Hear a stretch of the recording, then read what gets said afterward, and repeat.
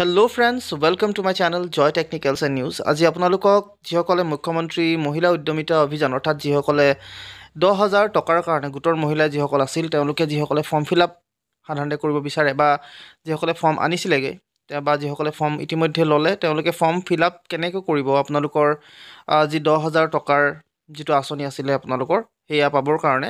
হেতু কৰিবৰ কাৰণে আপোনালোকে সকলোকে প্ৰথমতে কি কৰিব লাগিব সম্পূৰ্ণ প্ৰসেছ মই আপোনালোকক দেখুৱাম গোটেই ফৰ্মখন আপোনালোকক মই দেখুৱাবলৈ চেষ্টা কৰিম সো ইয়াত আপোনালোকে কেনেকৈ ফৰ্ম ফিল আপ কৰিব কি কথা লিখিব গোটেইখিনি আপোনালোকক মই আগবঢ়াম এই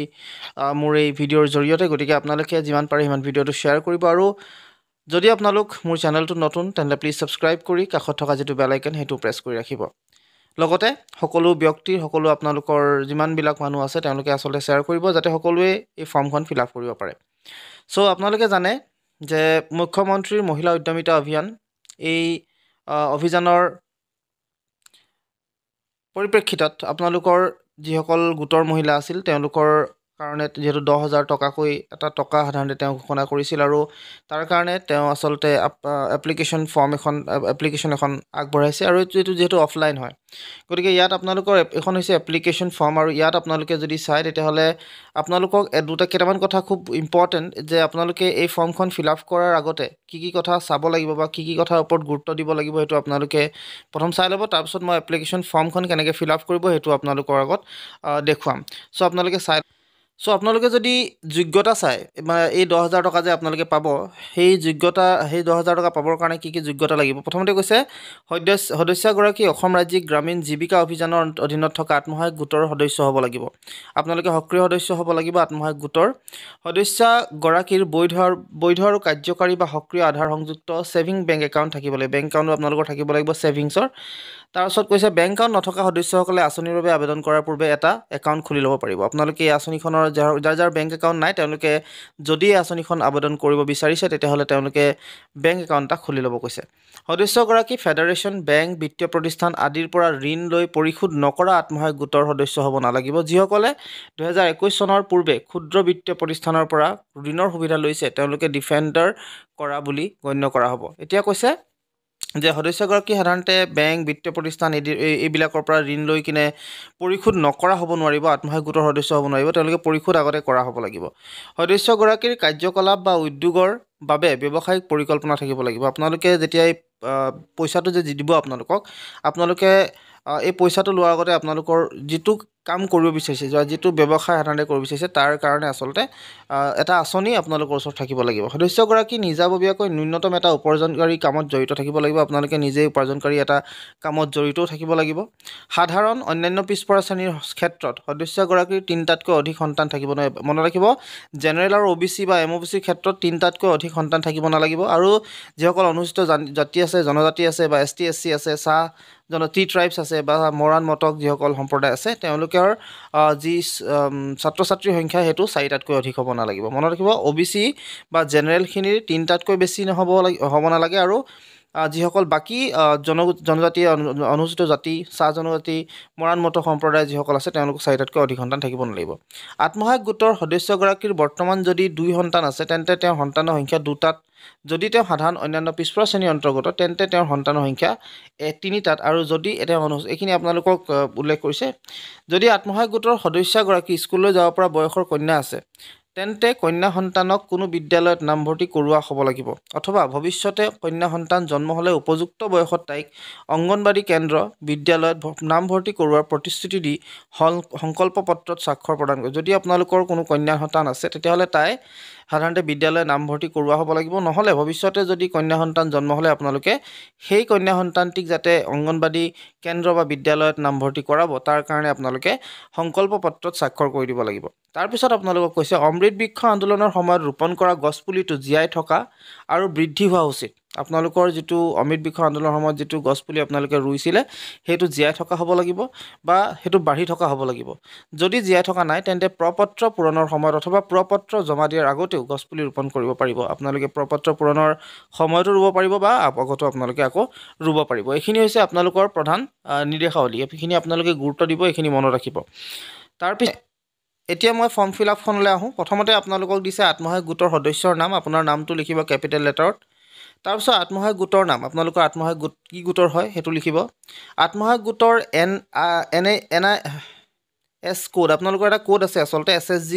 যিটো কোড সেইটো আপোনালোকে দি দিব মোবাইল নম্বৰটো দিব আপোনাৰ তাৰপিছত জাতি কি কাষ্টৰ হয় আপোনালোকে জেনেৰেল হয় নে সাধাৰণ হয় নে অন্যান্য পিছপৰা হয় নে ST হয় SC হয় কি হয় আপোনালোকে সেইটো দিব তাৰপিছত কৈছে আবেদনকাৰী মৰাণ মটক জনগোষ্ঠীৰ অন্তৰ্গত হয় নেকি আপুনি হয় যদি হয় দিব নহয় যদি নহয় দিব আবেদনকাৰী চাহ জনজাতিৰ অন্তৰ্ভুক্ত হয় নেকি সেইটো আপোনালোকক সুধিছে গতিকে আপোনালোকে হয় নহয়ৰ উত্তৰ দিব সেভিং একাউণ্ট নম্বৰ আপোনাৰ সেভিং একাউণ্টৰ নম্বৰটো দিব যিটো বেংকৰ একাউণ্ট আছে সেই বেংকৰ একাউণ্ট নম্বৰটো দি দিব লগতে বেংকৰ নাম দিব শাখাৰ নাম কোনটো শাখাত আছে সেইটো আপোনালোকে দি দিব শাখাৰ নাম দিয়াৰ পিছত যিটো IFSC কোড আছে সেই IFSC কোডটো দিব IFSC কোডটো আপোনালোকৰ বেংক পাছবুকৰ সন্মুখৰ যিটো পেজ আছে তাতে সাধাৰণতে থাকে আপোনালোকে তাৰ পৰা দিব পাৰে বেংক পাছবুকৰ সন্মুখ ভাগটো চালে আপোনালোকে গম পাব তাত একাউণ্ট নম্বৰ পাব বেংকৰ নামটো আপোনালোকে জানিবই ব্ৰাঞ্চ নেম কোনটো ব্ৰাঞ্চত আছে সেইটো হয়তো আপোনালোকে গম পাবই আৰু IFSC কোডটো আপোনালোকে পাছবুকৰ সন্মুখ ভাগত পাই যাব আপোনালোকে যিহেতু IFSC কোডটো হয়তো নাজানিব পাৰে বহুতে গতিকে IFSC কোডটো আপোনালোকে বেংক পাছবুকৰ আপোনালোকৰ সন্মুখত পাব বা সুধি ল'লে হ'ল কামক তাৰপিছত হৈছে গাঁও কি গাঁৱৰ হয় আপুনি সেইটো দিব ইয়াৰ পিছৰ পেজটো কৈছে গাঁও পঞ্চায়ত গাঁও পৰিষদ উন্নয়ন সমিতি গাঁও উন্নয়ন সমিতিৰ NSC সমষ্টিৰ নাম গাঁও পঞ্চায়তৰ নামটো দিব উন্নয়ন খণ্ডৰ নাম ব্লকৰ নেম আপোনালোকে দিব লাগিব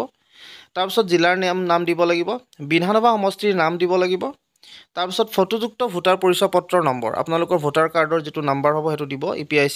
ID নাম্বাৰ যিটো যাক কয় আমি ভোট গ্ৰহণ কেন্দ্ৰৰ নাম আপোনালোকে কোনটো ভোট কেন্দ্ৰত আপোনালোকে ভোটদান কৰে সেইটো দিব ভোট গ্ৰহণ কেন্দ্ৰৰ নম্বৰটো দিব এইকেইটা যদি নাজানে তেতিয়াহ'লে আপোনালোকৰ লোকেল যি ৱাৰ্ড মেম্বাৰ আছে বা যি আচলতে আপোনালোকৰ ওচৰত যিসকল সেই যি আচলতে পঞ্চায়তৰ সদস্য আছে তেওঁলোকক সুধিলেও তেওঁলোকে কৈ দিব সন্তানৰ সংখ্যা আপোনালোকৰ কিমান আছে সেইটো দিব বিদ্যালয়লৈ যোৱা 3-14 বছৰ বয়সৰ 3 পৰা 14 বছৰ বয়সৰ কন্যা সন্তানৰ সংখ্যা যদি আছে তেতিয়াহ'লে আপোনালোকে দিব লাগিব যদি নাই তেতিয়াহ'লে নিদিলেও হ'ব বিদ্যালয়ত কন্যা সন্তানৰ নামভৰ্তি কৰোৱা হৈছে নে নাই যদি বিদ্যালয়ত কন্যা সন্তানৰ নামভৰ্তি যদি আছে তেতিয়াহ'লে হয় কৰিব যদি নাই তেতিয়াহ'লে নহয় কৰিব বা আপোনালোকে যদি কন্যা সন্তান নাই তেতিয়াহ'লে একো নিদিবই অমৃত বৃক্ষ আন্দোলনত ৰোপণ কৰা গছপুলিটো জীয়াই আছে আৰু ডাঙৰ হৈছেনে আপোনালোকৰ যদি জীয়াই আছে ডাঙৰ হৈছে তেতিয়াহ'লে হয় দিব যদি নাই হোৱা তেতিয়াহ'লে নহয় দিব যদি নহয় সেই ঠাইত নতুন গছপুলি ৰোপণ কৰা হৈছেনে যদি আপোনালোকৰ সেই গছপুলিটো ডাঙৰ হোৱা নাই তেতিয়াহ'লে সেই ঠাইডোখৰত আচলতে নতুনকৈ গছপুলি ৰুইছেনে নাই ৰোৱা সেইটো সুধিছে সেইটো দিব আপোনালোকে 2021 চনৰ আগতে লোৱা মাইক্ৰ' ফাইনেন্স ঋণৰ বাহিৰে আত্মসহায়ক গোট গ্ৰাম্য সংগঠন মণ্ডল পৰ্যায়ৰ সংগঠন বেংক বা আন কোনো বিত্তীয় প্ৰতিষ্ঠানৰ পৰা লোৱা যিকোনো ঋণ পৰিশোধ কৰা হোৱা নাই নেকি সেইটো আপোনালোকে দি দিব পুঁজিৰ দ্বাৰা গ্ৰহণ কৰিবলগীয়া অৰ্থনৈতিক কাৰ্যকলাপ economic activity to be taken up with the fund আপোনালোকে এইটো চাই ল'ব গ শাখাটো C ছেকশ্যনটোত চাই কিনে আপোনালোকে কৰিব তাৰপিছত ডিক্লাৰেশ্যন দিব কৈছে আপোনালোকে আপোনাৰ নামটো দিব স্বামীৰ নাম দিব তাৰপিছত সকলো কথা যাতে সঁচা হয় সেইটো দিব তাৰ তলত চাইন এটা কৰি দিব তাৰিখ আৰু ঠাইডোখৰ দি দিব তাৰ পিছৰ পেজটোত আপোনালোকৰ সংকল্প পত্ৰ 1 যদিহে আপোনালোকৰ কন্যা সন্তানৰ যদি আপুনি মাতৃ হয় আৰু যদি তেওঁ সাধাৰণতে কন্যা সন্তানৰ যিটো শিক্ষাৰ প্ৰয়োজনীয়তা সম্পৰ্কে যদি আপুনি অৱগত হয় তেতিয়াহ'লে পিছৰ আপোনাৰ কন্যা সন্তানটিৰ পিছৰ অৱস্থাত আপুনি অংগনবাদী কেন্দ্ৰত যে দিব সেইটোক লৈ সংকল্প যাত্ৰা প্ৰথম দিছে দ্বিতীয়টো আপোনালোকক কৈছে যে সাধাৰণ শ্ৰেণীৰ আপুনি হয় বা অন্যান্য পিছপৰা শ্ৰেণীৰ অন্তৰ্গত মহিলা মই মোৰ সন্তানৰ সংখ্যা 3টাতকৈ বৃদ্ধি হ'বলৈ নিদিয়াৰ সংকল্প গ্ৰহণ কৰিছোঁ সেই বুলি আপোনালোকে দিব লাগিব গোটেই কথাখিনি সংকল্প যাত্ৰা আপোনালোকে এইটো সাইন কৰিব লাগিব গোটেই অংশটোত চাই ল'ব আপোনালোকৰ প্ৰথমটোত সংকল্প পত্ৰ 1টোত আপোনালোকৰ কন্যা সন্তান হ'লে এই বুলি আপোনালোকে দিব লাগিব আৰু দ্বিতীয়টো হৈছে আপোনালোকৰ যদিহে এই বিলাকৰ ভিতৰত সাধাৰণ শ্ৰেণী হওক অন্যান্য পিছপৰা হওক 3টাতকৈ বৃদ্ধি হ'বলৈ সাধাৰণতে নিদিয়াৰ যিটো সংকল্প গ্ৰহণ সেইটো আপোনালোকে ইয়াত দিব লাগিব নেক্সট এই পেজটোত প্ৰথমতে দিছে অমৃত বৃক্ষ আন্দোলনৰ অংশৰূপে ৰোপণ কৰা পুলি কেইটাৰ ফটো আপোনালোকৰ 2টা পুলি দিছিলে গতিকে 2টা পুলি আপোনালোকে সেই ফটোকেইটা ইয়াত সংলগ্ন কৰিব লাগিব ইয়াত আপোনালোকে সাইজটো অকমান সৰু ৰাখিব বৰ বেছি ডাঙৰ হ'ব নালাগে এই সাইজটোৰ মতে আপোনালোকে দি দিব তাৰ পিছত